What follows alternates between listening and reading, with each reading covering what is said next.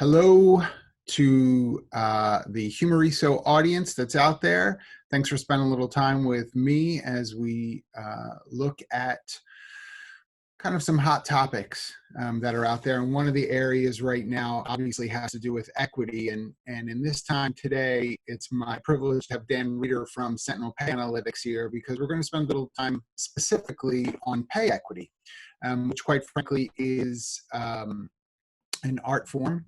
But also one of those areas where the rubber meets the road as far as a commitment from a corporation as to what equity means. And typically when money is involved, that's how you know what really matters. So Dan, thanks for stopping by today. Yeah, of course. Thanks, John. So for the sake of folks, either early on in their career or quite honestly, those that really haven't had to do very much with say from a pay equity stance. I know Sentinel does pay analytics work. How does pay analytics work? Sure. So when we're thinking about pay equity and running analysis to get a sense of where we stand from an equity perspective, we're really looking at demographic criteria like race and gender and combining that with objective factors that an organization would say should influence pay, like performance, like experience. And when you take those variables and you put them into a regression analysis, you can get a sense for the experience of an employee and how you're paying against those variables across the spectrum. So folks sitting in like jobs who may have the same number of years of experience, while we wouldn't expect them to be paid exactly the same, we would expect their pay to be similar. A statistical analysis using regression models allows you to forecast that out and see how you're performing in reality and see if those factors are influencing pay in an equitable way. So, I mean, you just used a lot of big words, so thank you. Does that, does it tend to scare people when they start kind of walking down this path? Do you see people hesitant?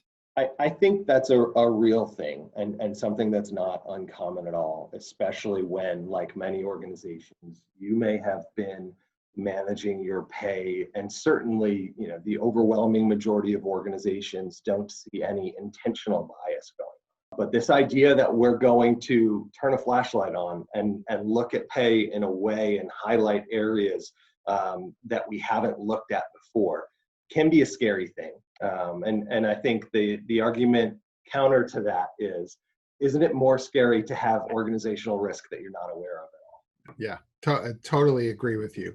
But, when you start saying things like regression and those kinds of things, people do get nervous. So from your standpoint, as obviously, as I alluded to at the very beginning, we are rightfully so in the midst of a lot of conversation around equity, particularly in the context of inclusion and belonging. So what do you envision, pay equity adding to this conversation? Yeah, I mean, it's a good question. As you pointed out, there is a lot of much needed conversation going on right now in this space. I think that pay equity is something that can add sort of an evidence-based voice to this discussion, right? We as employers, we know that compensation is a very emotional thing for all employees. We also know that there's a lot of conversation previous to all of the turmoil going on in our world now around fair compensation and pay equity and new pay equity laws being rolled out at the state level. So, in terms of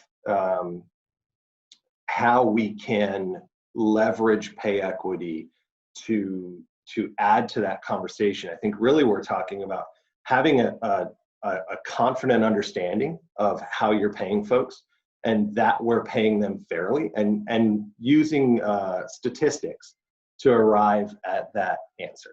So again, I highlighted earlier that I think every organization we talk to says we've got a good compensation philosophy. We stick to those.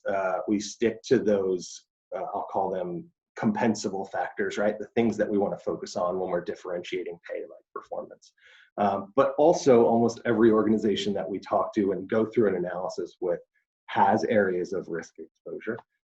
And I think, look, when employees raise this question and they say, what is my organization doing to make sure that you're treating folks equitably across the entire spectrum of the employee and employer relationship?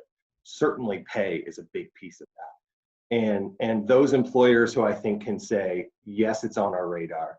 Yes, we've invested in taking these steps, not just from a policy standpoint, but also from an auditing and statistical perspective to make sure that employees are being treated fairly. And when we identify issues, here are the steps we take to correct them. I think when you look at it through the lens of employer brand and the types of support that employees are looking from their organizations these days with all of this noise going on, I think it can really help organizations.